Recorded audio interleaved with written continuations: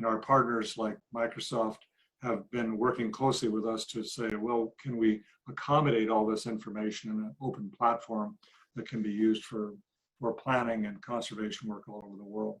So Joe and his work are a kind of manifestation of bringing together science, bringing together computing, advanced computing, bringing together social relationships with their community. And I guess what gives me big hope for the conservation of our planet, the idea of saving 30% or 50% of the globe, is that I have seen by individual people exactly like Chesapeake Conservancy, taking the information, taking it to action, and making things happen. I think the big goal of today is to invoke the kind of spirit and vision that would say, here's a great example, can we replicate it?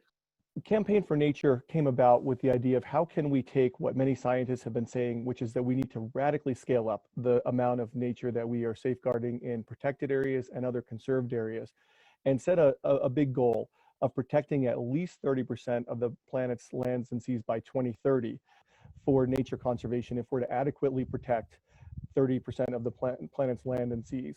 So that means we're going to have to dramatically scale up the investments from governments, from philanthropies, from businesses.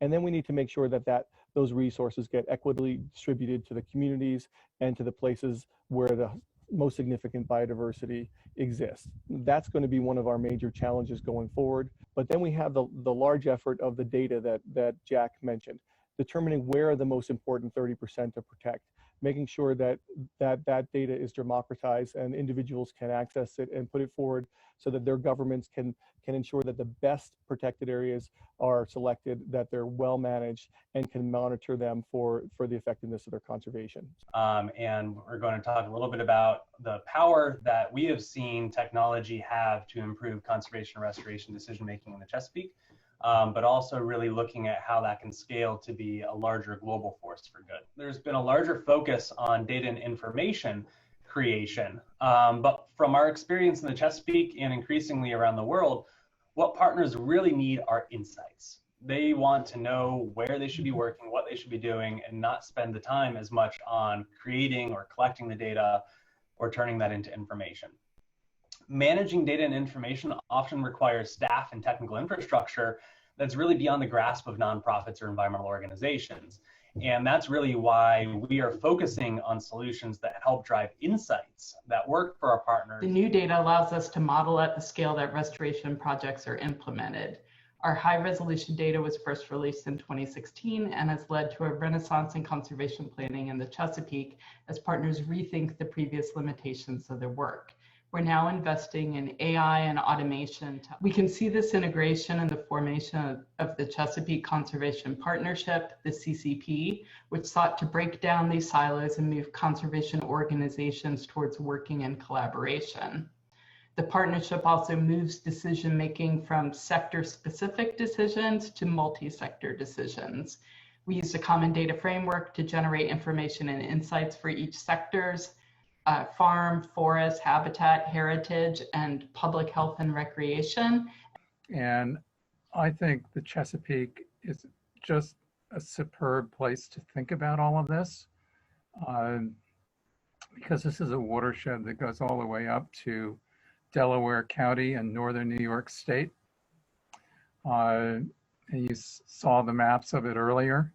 And it really, in the end, has to be managed as a system. And that's why this information base that has been developed is so wonderfully instructive. We can help collectively to scale up the capacity of these governments through providing technology and innovation so that they can map the areas that are most important for biodiversity, and that their agencies that would be charged with developing these maps and implementation have that capacity. So my friend Jim Levitt told me once that David Hayes, the former Deputy Secretary of Interior, once said, "The big dogs can't do it by themselves anymore."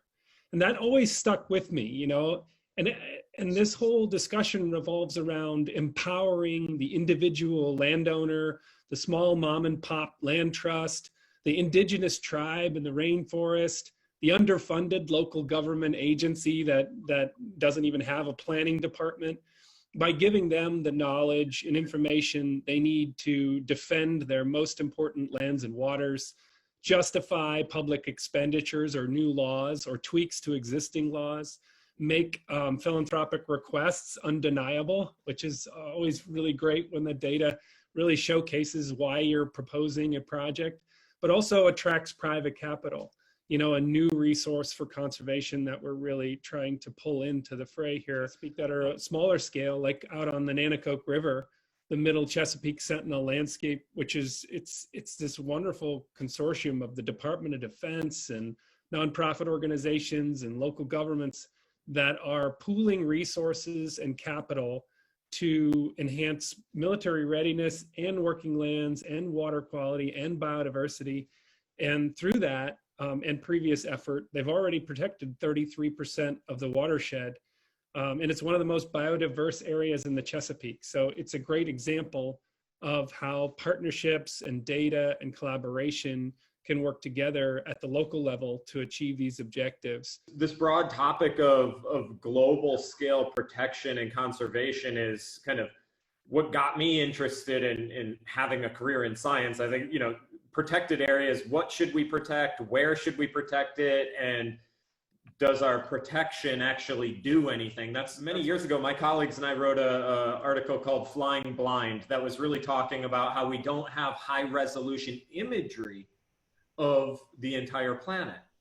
And at that time, I was a little more naive and I was thinking, well, we just need the data, right? And then we had high resolution imagery of the entire planet. And I started giving talks about, you know, data deluge and information drought, right? So we're drowning in data, but we still don't have the information necessary to take the action that we need.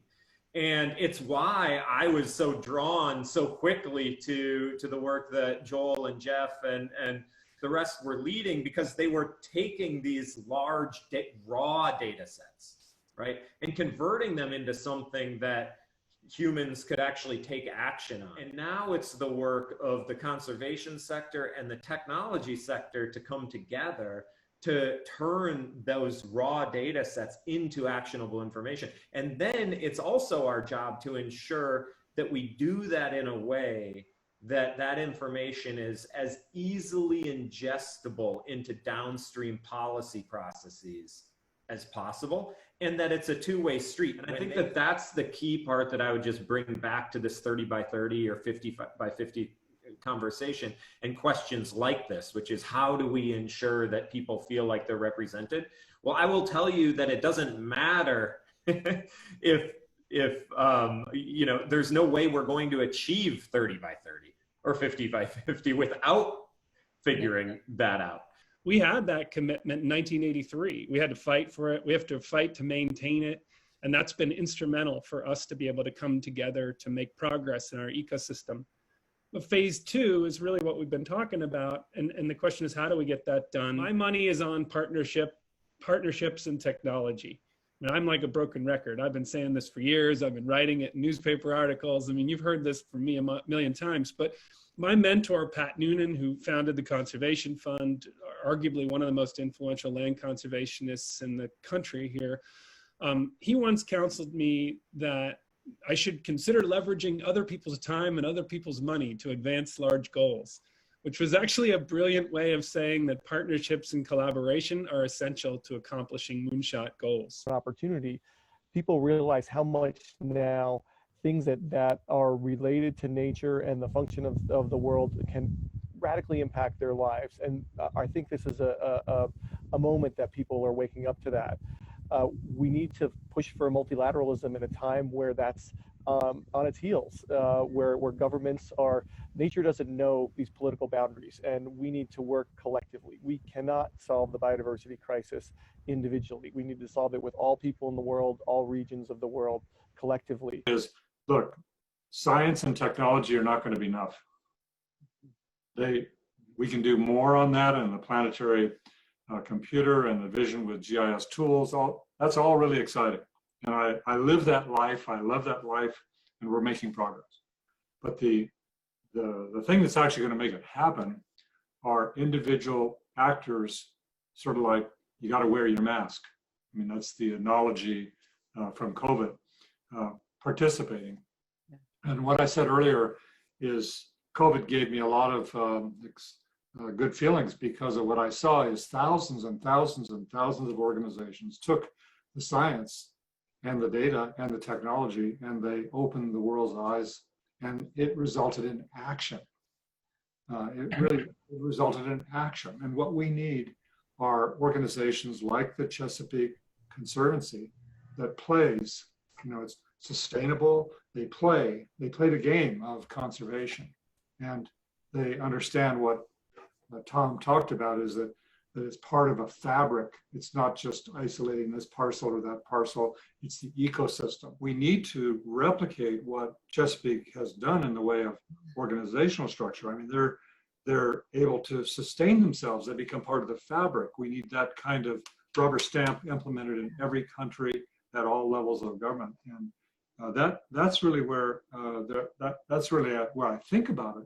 I mean, I'm just a technology guy, but I'm watching on my screen this amazing global response to a crisis. We got to go at scale. We got to be entrepreneurial and then push it at scale. And Joel, this really speaks to what you're doing and what you're imagining.